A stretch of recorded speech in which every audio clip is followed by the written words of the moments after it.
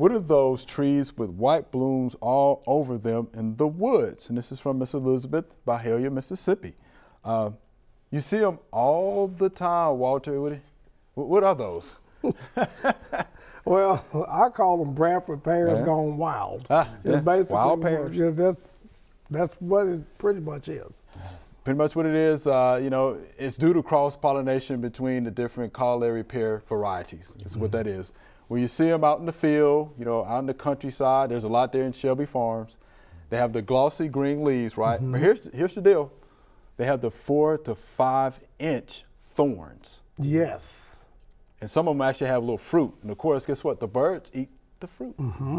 So they're going to deposit those seeds and make dense plantings all over the field and countrysides. In a lot of places, like for example, Alabama has declared the Bradford pear as an invasive plant. Sometimes listen to the garden show. If you have any problems with it, they recommend one cut ground level.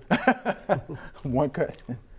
But yeah, it is a nuisance plant, and it's also very brittle. Yeah. The limbs break quite readily. Thus, if you're thinking about planting them because they're so pretty in the spring, don't.